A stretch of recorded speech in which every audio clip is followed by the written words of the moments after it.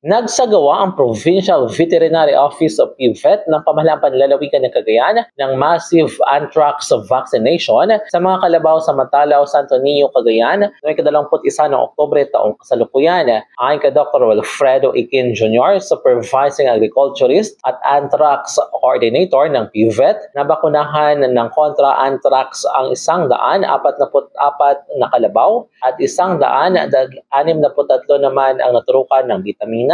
Ngayon man, may 19 na hindi nabakunahan dahil ang mga ito ay buntis at ang iba ay 6 na buwan pa lamang ang edad.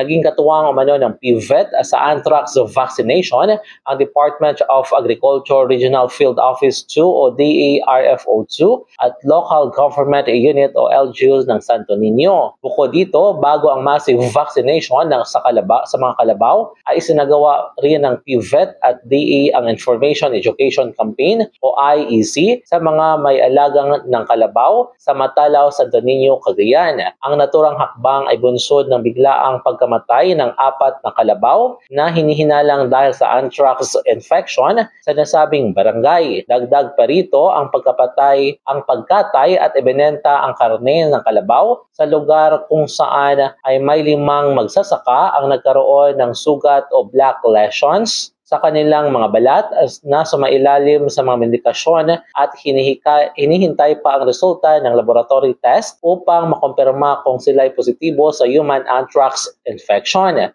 Mula dito sa Cagayan, MJ De La Cruz para sa Radyo Alternatibo, Balita Nationwide.